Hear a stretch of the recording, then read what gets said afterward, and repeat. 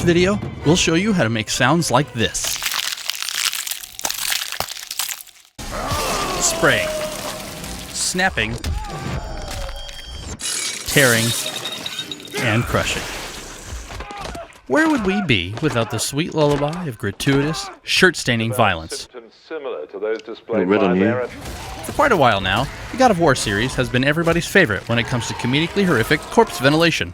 But in case you've just been released from the gulag and haven't yet made it to 2008 in your attempt to relive the last 30 years of pop culture history, put down that copy of Three Ninjas Strike Back and pay attention. I've never seen Home Alone. Also, I don't really know what a DVR is. Neither do I. Back in the historically futuristic year of 2005, with promises of mutant bugs joining the ranks of the army and holographic trees still 5 years away, a perfectly reasonable Spartan family man was blissfully going about his day-to-day besieging villages and making deals with war gods.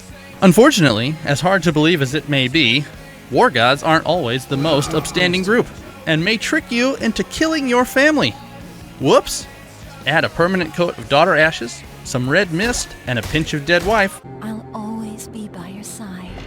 No, not like that. And you've got a perpetually enraged, red and white man of murder on your hands. Since its invention in 1961, violence has become the most hotly traded commodity the world over, even thought to be at the heart of several wars throughout history.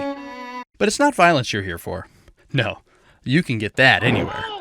It's that splashy, warm, dripping, sticky, You're in terrible, terrible danger. gore.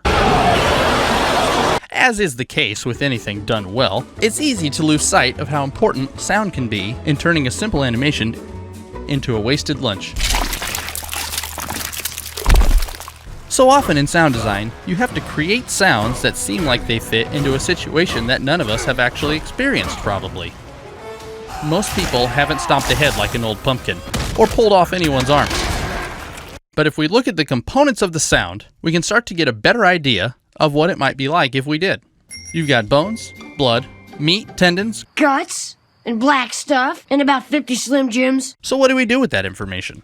I'm glad you asked. For the bones, we will use a combination of celery, peppers, and cabbage to cover the frequency spectrum of low to high tones, respectively. For the drippy, squishy red stuff, there's a few different ways to do it. Fortunately, none of them involves tying your friends between two horses and firing a gun. Watermelon is a classic, and we use some of it here, but there's a great way to do it making some slime, which also gives us a little more control over the consistency of the blood. Oh, good slime. Winston, is our slime in a good mood tonight? I hope so. To make slime, you can use eye contact solution and baking soda combined with glue. Or, in the interest of saving time and a little bit of money, Elmer's came out with what they call magical glue that does a good job of replacing the eye contact solution and baking soda element with an all-encompassing liquid gore concoction. So to recap, all you need is celery, peppers, cabbage, custom slime solution or magical equivalent, and some bowls and stuff to keep your neighbors from calling the police. First, you'll take your leafy bone bits and tear them up for the higher, smaller cracking sounds. Then it's on to the femur of the vegetable world. Great for the bigger, deeper breaking sounds, as well as victimless hired goon practice. Take that, thumbs! Then we round things off with some pepper work to add a hollowness to the sound. Also great for pretending to crush birds, for whatever reason you may have to do such a thing. And finally, we've got our slime. You worthless piece of slime! So you take your regular glue and your magic glue and mix them together in a bucket.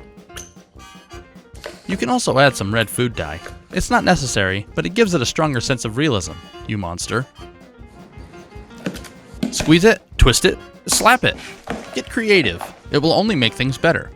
Now that we have our recordings, we're going to remake the sounds of this sequence from last year's God of War game.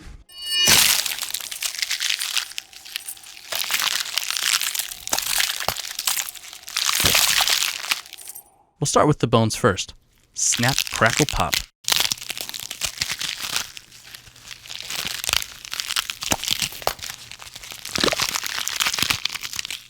Then we take the squish and add it on top of the bones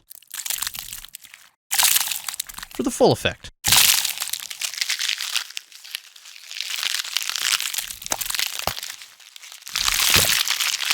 It's as easy as that. And he popped eyeballs. Nope, not one.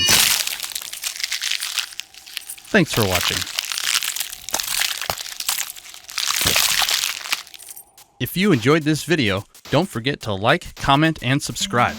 If you're looking to get into sound design and not sure how to start, we offer a free course on Reaper and Fmod Basics to get you started, and you can find a link to that in the description below, as well as a link to our Discord channel.